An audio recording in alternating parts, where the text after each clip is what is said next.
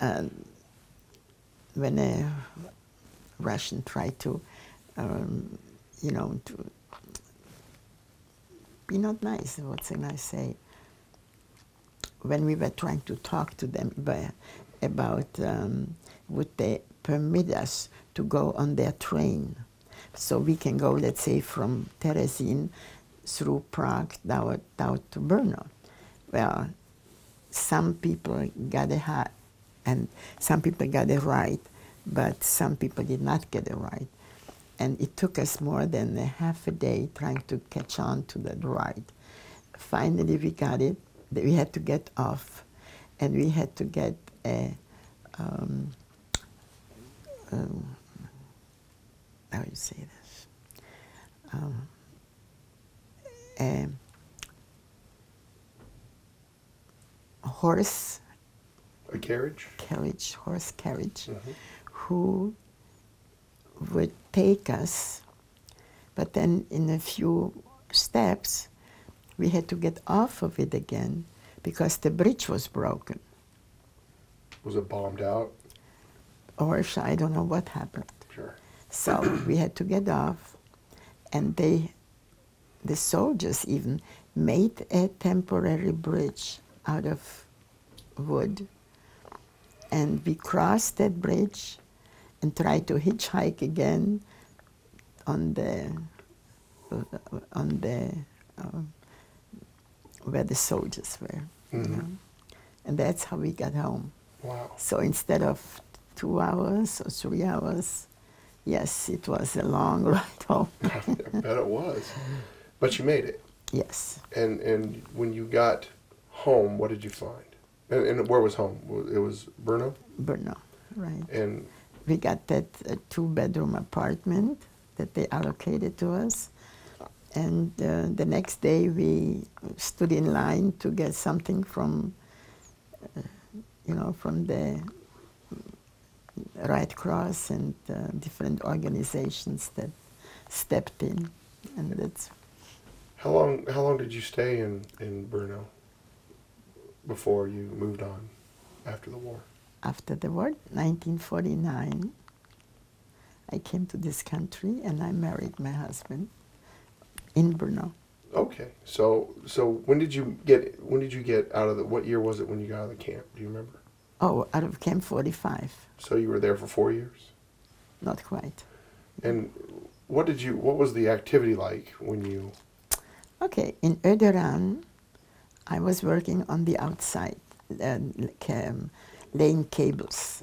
Okay, in Theresienstadt, I worked in the children's garden.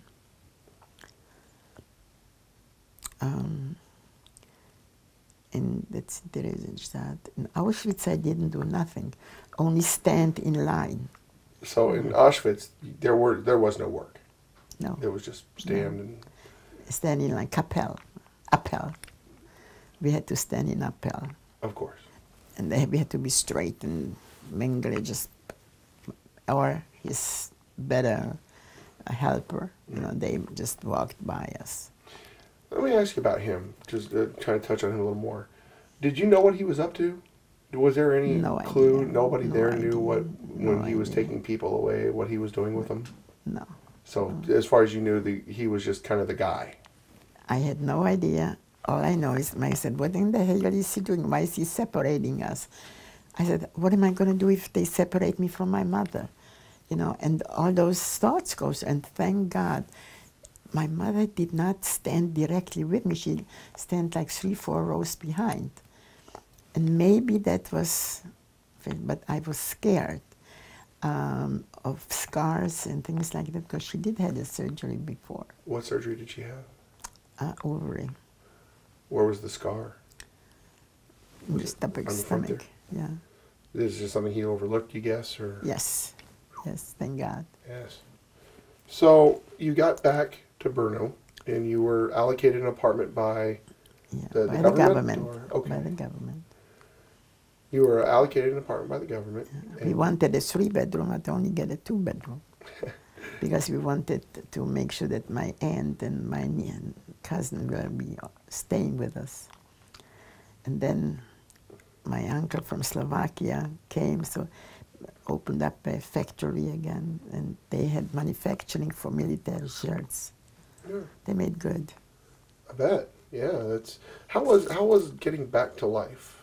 Well, that was my father. I went to a specialty school for designing and stuff like that, and my parents, my mother had wholesale yardage. I'm sorry? Wholesale yardage, and my father was the cutter in the factory for manufacturing for shirts. So you guys were able to rebuild? Yes, and what we did, the shirts were, let's say, 2 yards. You snip off less than half an inch, and you accumulate that, and then you sell it on the black market. You color it. Oh, wow. You know. So is that kind of some of the... So that's what they did after the war. Yeah, one of those things they had to do to try and survive. And That's exactly it. And was there a lot of that going on, obviously? Yes, yes. So, okay. And you met your husband? I knew him when I was 7 years old. Wow. How so? My grandfather was teaching him for the bar mitzvah. And after the bar mitzvah, my grandpa said, why don't you come into our city? Well, there are 2 cousins there. Why don't you meet them? Because he was alone. His father died when he was 14 months old. Oh. And so he came, and they didn't have room in the place. So he said, okay. My mother said, let him stay with us.